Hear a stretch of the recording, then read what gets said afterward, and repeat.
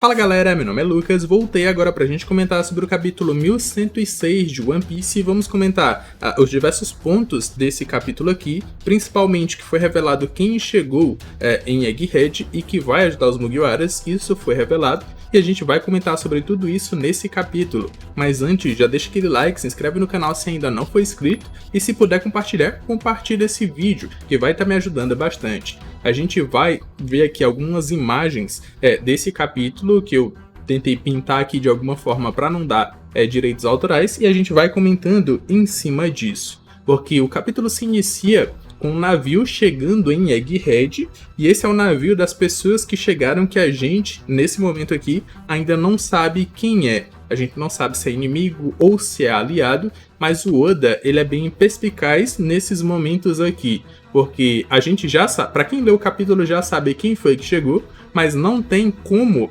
identificar nesse primeiro quadro aqui, porque ele coloca a cena de uma perspectiva que não mostra o tamanho ou a dimensão desse navio que está chegando em Egghead. Essa forma como ele desenhou mostra que o navio realmente é gigante, o Sunny é gigante. Então, mostrando dessa perspectiva, qualquer navio é grande, mas a gente vai ter dimensão do quão grande é esse navio lá pro final desse capítulo. Aqui a gente já tem que o Luffy tá digerindo aquela quantidade absurda de comida que ele comeu em capítulos anteriores e ele entra logo diretamente no Gear 5. O seu tanque está cheio, não vou entrar na discussão que o Luffy não deveria ter perdido todo esse tempo, ou ele não precisaria se encher o tanque, na verdade, para continuar lutando. Eu já falei sobre isso em vários e vários vídeos, mas o Oda precisava tirar o Luffy para escanteio, para que outros personagens tivessem o destaque, mas agora que o homem encheu a barriga, ele tá de volta. Ele vai lutar, e agora ele vai com tudo pra cima de Kizaru e Saturne. E esse momento aqui foi muito engraçado, porque os marinheiros estão querendo ir em cima dele pra capturar o Luffy, só que ele é um Yonkou, então eles estão com medo de ir em cima de um Yonkou, mas é só colocar algemas de Karyoseki nele, que acabou o homem, não tem mais o que fazer. Só que até ir lá onde o Luffy colocar as algemas, já é outros 500, ninguém quis ir diretamente até o Luffy. Aqui nós temos a continuação do Saturne ordenando para que os pacifistas ataquem e acabem com aquela família de patéticos. Ele fala exatamente isso nesse capítulo aqui, para que os pacifistas matem o Kuma, a Bonnie, o Frank e a Atlas, que estão caindo do foguete que foi cortado pelo Kizaru. Mas antes que esses pacifistas pudessem atacar, a gente tem que o Sanji é mais rápido. Ele aparece para salvar a Bonnie, para impedir que esses lasers atinjam ela, e a gente vai ver isso na próxima imagem. Aqui a gente pode ver que o Sanji vem no Skywalk, caminhando no ar, correndo em direção à Bonnie, para impedir que esses lasers atinjam ela. Essa aqui foi um feito de velocidade absurda do Sanji, que a gente vê a distância absurda que ele percorreu para chegar antes mesmo dos lasers serem lançados. E esse ponto aqui é muito interessante, mostra a velocidade do Sanji. Mas antes, até que esses lasers fossem lançados, o Vegapunk ele fala mediante a Atlas, ou ele dá uma informação mediante a Atlas para Bonnie. Uma informação que é bem importante, vai ter grande importância até para o futuro da obra e da Bonnie, e a gente vai comentar um pouco mais para frente em relação a isso. Porque quando os pacifistas iriam atacar, a Bonnie grita para o seu pai, para que o seu pai pare, para que o seu pai não atire e ajude eles a escaparem da ilha de Egghead. E aí a gente se questiona por que eles fariam isso, já que a chave de comando, a maior chave de comando que está nessa batalha é o Saturne. E ele já deu a ordem para acabar com a Bonnie e o Kuma e todo mundo que está ali com eles. Por que isso teria efeito? Mas acabou que tem, porque a gente vê aqui que os pacifistas, principalmente esses, ou especificamente esses, que tem a cara do Kuma, eles ouvem ou eles absorvem essa ordem da Bonnie. E a próxima página é bem legal, é bem impactante, porque são os pacifistas se virando contra a marinha mais uma vez. Aqui a gente pode ver que os pacifistas que antes estavam mirando no Chapéu de Palhas e na ilha, agora passaram a mirar nos navios da marinha, assim como foi no começo dessa batalha, antes do Saturne atracar ou entrar na ilha, se invocar na ilha de alguma forma. Mas como isso é possível se a maior autoridade é os Goroseis? A Bonnie deu uma ordem que se sobrepôs à ordem de um Gorosei. Vê só o quão absurdo não é isso? E a gente vai ter a explicação para esse feito um pouco mais para frente ou na próxima página já. A gente já tem a explicação do próprio Vegapunk. Ele explica que, depois que descobriu que a Bonnie se tornou uma pirata, ele não parava de pensar na tragédia que seria ela ser morta por um dos pacifistas, que atacariam ela sem pensar duas vezes, mesmo eles tendo o DNA do seu pai, sendo clone do seu pai. Eles não fariam essa diferenciação em relação a Bonnie, eles atacariam. Por isso, ou com isso, ele não poderia deixar que essa tragédia acontecesse. Então o que ele fez foi modificar a configuração dos pacifistas para colocar a Bonnie acima até que os Goroseis. E com isso, nunca um pacifista conseguiria ou teria a possibilidade de atacar a Bonnie, porque o Kuma nunca faria mal à sua filha, tanto o original quanto os seus clones. E isso é absurdo. Agora, a gente, ou eu já tinha comentado antes, quando o Vegapunk colocou ou explicou essa questão de chave de comando, que os pacifistas e os serafins seriam uma arma, uma faca de dois gumes, podemos dizer assim. Em um momento eles estariam a favor dos Mugiwaras e depois contra e a favor, e isso ia ficar mudando o jogo em diversos momentos. No início dessa batalha os pacifistas estavam a favor dos Mugiwaras. Depois que Gorosei chegou, mudou contra os Mugiwaras. E agora está a favor dos Mugiwaras mais uma vez. Essa questão de chave de comando quebra muito a ordem de batalha ou os números de uma guerra. Imagina só, uma guerra desse tamanho aqui, isso aqui tá mais ou menos uma guerra, e os números estão mudando de lado a todo momento. E isso é absurdo. Um outro ponto que eu queria comentar é o poder que está nas mãos da Bonnie agora. O quanto o governo mundial e a marinha não querem ou não vão querer matar ela depois que os Mugiwaras fugirem com ela da ilha, porque se ela existir, nunca que eles vão ter todo o controle sobre os serafins. E deve ter uma enormidade de serafins espalhados pelo mundo em diversas bases da marinha com os marinheiros, e se a Bonnie continuar viva, eles nunca vão ter o controle total deles. A não ser que ela morra, os Goroseis nunca vão ter esse controle total. O que me faz pensar, ou esse é mais um ponto, que coloca a Bonnie para entrar no bando dos Chapéus de Palhas. Assim como a Vivi não pode mais voltar para Alabasta porque o Imu-sama quer ela, e o único local onde ela se manteria segura é no bando dos Chapéus de Palhas, com a Bonnie vai acontecer a mesma coisa. O único local onde ela se manteria segura é junto com os Mugiwaras, porque se ela não morrer aqui, ela vai morrer em um outro momento, principalmente com aquele bando fuleira que ela tinha, que nem eram piratas de início, só foram pessoas que eram amigos do Kuma que navegaram com ela em busca dela encontrar o seu pai e o Nika. E atualmente ela nem tem esse bando, então não duvido nada que no final disso tudo a Bonnie continue navegando com o Chapéu de Palhas. Ainda mais pelo que ela vai descobrir um pouco mais pra frente em relação a Nika e a Luffy. Aí alguém pode comentar, o que ela faria no bando do Chapéu de Palhas tendo 12 anos de idade? 12 anos é o seu estado normal. Com seu poder de Akuma no Mi, ela tem 24 anos. E aí eu te pergunto, o que uma garota, utilizando o seu mesmo argumento, o argumento de o que uma garota de 12 anos faria no bando dos Chapéus de Palhas, eu te pergunto, o que uma garota de 12 anos faz sendo uma pirata no mundo de One Piece, principalmente sozinha? Com o bando dos Chapéus de Palhas, ela se manteria segura. E lembrando, ela tem 12 anos no seu estado normal. Quando ela tá adulta, ela tem 24 anos, se eu não estiver enganado, que o Oda já respondeu em um SBS. Então, adoraria que a Bonnie entrasse pro bando dos Chapéus de Palhas. E vamos pensar na quantidade de poder que a grande frota dos Chapéus de Palhas não vai ter, tendo a Bonnie no bando e ela conseguindo controlar todos esses pacifistas em uma batalha virando o jogo a favor dos Mugiwaras. Pensa só no quão absurdo não vai ser a frota do Yonkou Luffy com esses caras. Isso vai ser absurdo demais. Eu quero muito que aconteça. Como resultado disso, o Vegapunk acaba sendo atravessado, ou tendo seu corpo atravessado por uma das patas de aranha do Saturne. E aí ele fala como se merecesse isso por ter traído o governo mundial. Só que desde o começo, essa batalha é para salvar a sua vida. E o erro maior ele já cometeu, que foi ter estudado os poneglyphs, estudado sobre o século antigo.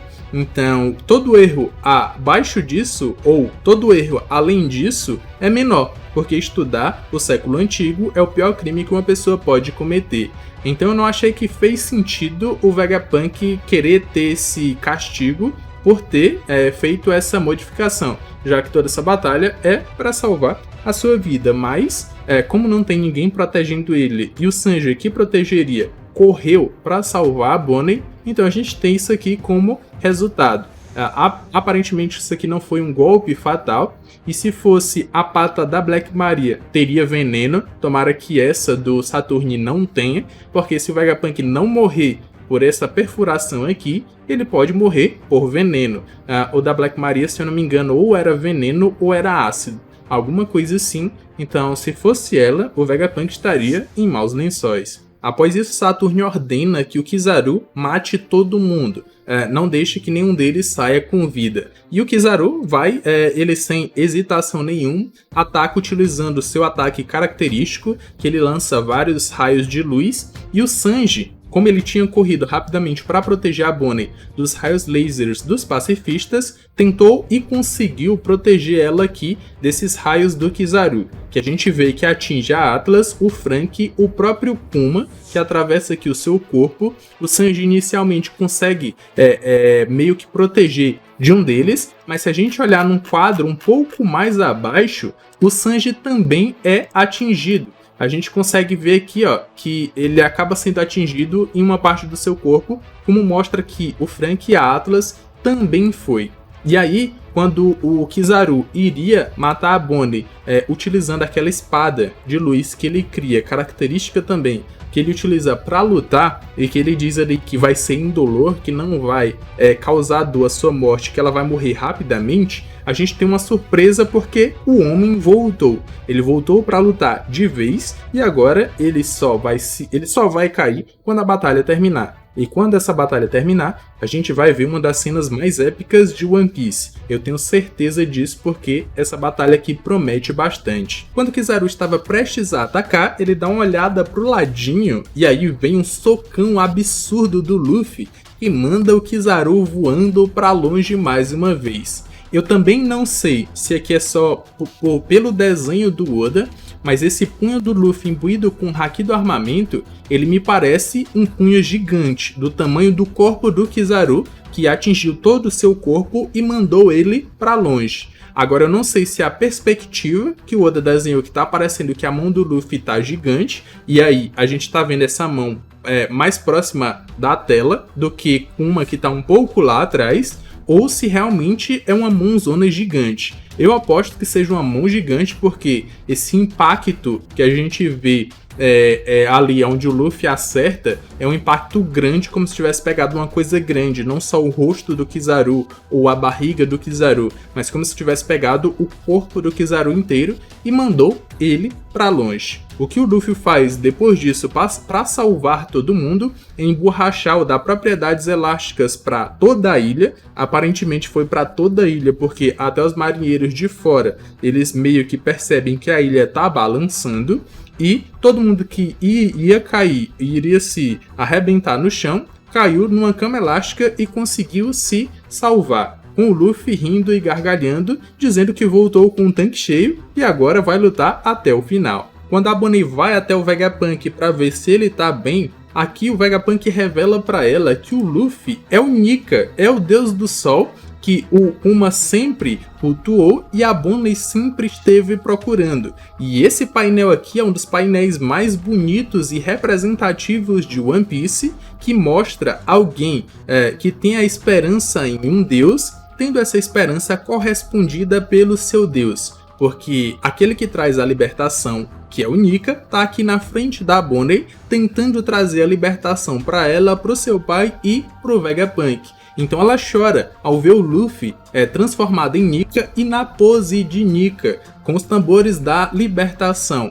Tudo, ou todas as características, com todas as características, na verdade, que o Kuma sempre contou pra Bonnie. E esse é o cara que ela sempre esteve procurando. Então, mais uma vez, pode até ser forçação de barra por minha parte. A Bonnie tem tudo para entrar para o bando do Chapéu de Palhas. Eu não vejo como ela não vai entrar para o bando do Chapéu de Palhas. Na verdade, eu vejo, se o Oda não quiser, porque a Yamato também tinha tudo, disse que iria entrar para o bando e no final ficou para trás, mas tem tudo para Bonnie entrar para o bando do Chapéu de Palhas. Ainda mais essa relação entre o seu pai, que é um bucaneiro, que passou seu propósito herdado para ela, e ela que sempre esteve procurando Nika para mostrar para o seu pai. E agora, para ela se manter segura, só com o Deus do Sol, Nika, aquele que vai trazer a libertação. Então esse aqui é um dos quadros mais bonitos e representativos de One Piece. Para o capítulo fechar com a chegada de duas crianças bem pequenininhas, que são Dory e Brog. Eles chegam à ilha de Egghead e o Oda não guardou a motivação deles para chegar na ilha. Não só eles reviveram os piratas gigantes, não são os novos piratas gigantes que tem o Hyruujin como capitão, são os piratas gigantes de 100 anos atrás, que tinham se separado há 100 anos atrás. Eles foram reunidos mais uma vez e agora estão em Egghead para ajudar Luffy, para ajudar os Chapéus de Palhas, para ajudar Nika, o deus do sol. Eles foram motivados por isso e eu só quero saber como é que eles descobriram. Como eu falei nos spoilers, será que foi o Shanks diretamente que contou para eles? Eu não acredito que tenha sido só pela imagem no cartaz do Luffy, porque até a Bonnie já tinha visto aquela imagem no cartaz e precisou do Vegapunk contar para ela que aquele ali era o Nika, deus do sol. Então, para eles terem chegado aqui nesse momento para ajudar os Chapéus de Palhas, muito provavelmente foi o Shanks que contou para eles, ou quem sabe na própria Elbaf seja cultuado Nika como deus do sol, ou ele seja um dos deuses de Elbaf, e o próprio Shanks aprendeu com eles sobre Nika, deus do sol. E aí, eles só vieram até aqui para ajudar o Luffy, e como meu mano Tassinho acertou que chegaria um gigante e disse até o propósito desse gigante, esses dois vão ser ali as pessoas que vão mostrar, ou vão ser os guias turísticos do Chapéu de Palhas em Elbaf, vão ser esses dois caras aqui, que são Dory e Brog. Isso a gente pode ter certeza. Então essa batalha que já era grande, acabou de se tornar ainda maior. E agora a gente pode ter uma menção do que eu já falei nos spoilers, que o Buster Call, mesmo esse aqui que é tunado com 100 navios, não sei quantos vice-capitães, não é nada em relação a personagens fortes, porque os piratas gigantes, eles vão destroçar essa frota da marinha facilmente, sem problema nenhum.